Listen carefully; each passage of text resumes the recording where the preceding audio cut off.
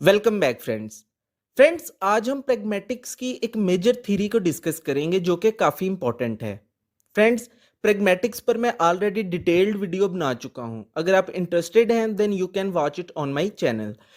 Friends, क्योंकि हमारी video pragmatics से रिलेटेड है, इसलिए इस वीडियो में प्रैग्मेटिक्स का शॉर्ट सा कॉन्सेप्ट लेना बहुत ज़रूरी है। So friends, pragmatics basically linguistics की एक सब ब्रांच है, एक सब्जेक्ट है जिसमें हम लैंग्वेज में छुपे हुए मीनिंग्स और एक्शंस को स्टडी करते हैं। क्योंकि प्रैग्मेटिक्स जिस वर्ड से निकला है, ड्राइव हुआ है, वो वर्ड है प्रैग्मा, जिसका मतलब होता है एक्शन। मतलब जिस चीज का जो क्लियर कट मतलब है, उससे बियॉन्ड जाकर, उससे परे जाकर हम चीजों को समझते हैं, अंडरस्टैंड करते हैं।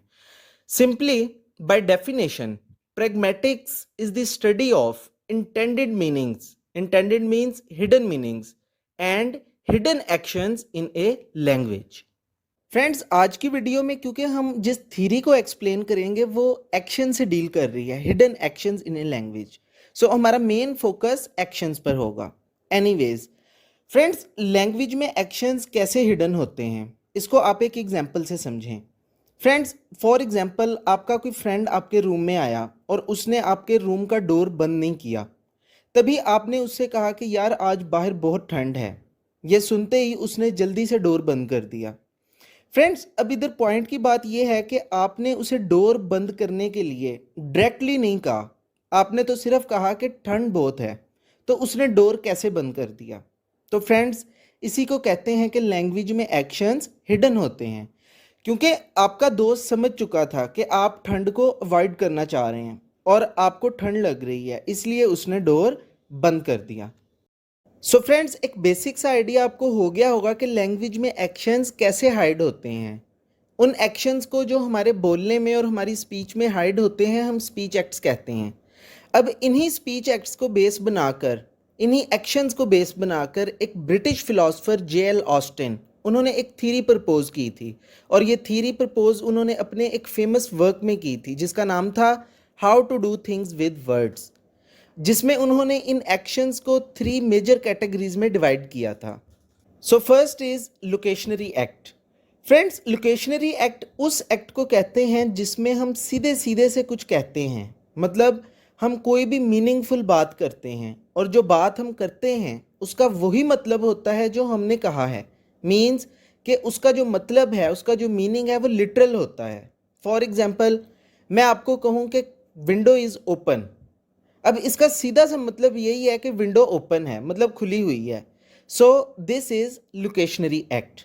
Second is perlocutionary act. Friends, perlocutionary act असल में उस बात का इफेक्ट होता है जो लिसनर पर हो रहा होता है हमारी बात को सुनकर। फॉर एग्जाम्पल, जैसे मैंने कहा कि विंडो इज़ ओपन और आपने उठ के जाके विंडो बंद कर दी, और मेरी बात का आप पर यह इफेक्ट हुआ कि आपने विंडो बंद कर दी, क्लोज कर दी। सो जो इफेक्ट लिसनर पर होगा हमारी बात का, that is perlocutionary act. Third is illocutionary act. Friends, illocutionary act means कि जो बात मैंने बोली, उस बात को बोलने के पीछे मेरा क्या पर्पज़ था, क्या मकसद था। मतलब जैसे मैंने आपको कहा था कि विंडो इज़ ओपन, तो इस बात को कहने के पीछे जो मेरा पर्पज़ था, जो मेरी इंटेंशन थी, that is illocutionary act. So friends, आपकी आसानी के लिए, आपके समझने के लिए, I am again repeating it in one go. Friends, मैंने आपको कहा था कि विंडो ओपन है, दैट इज़ लोकेशनरी एक्ट। आप पर यह बात सुनकर इफेक्ट ये हुआ कि आपने वो विंडो उठ के बंद कर दी, दैट इज़ पर लोकेशनरी एक्ट। और मेरी इस बात का, जो मैंने आपको बोली कि विंडो इज़ ओपन, इसके पीछे मेरा क्या पर्पज़ था, तो जाहिर सी बात है मेरा पर्पज़ ये था कि आप उठ के विंडो को बंद कर दें। सो ये पर्पज़ जो है that is illocutionary act. So friends, that is end of our video.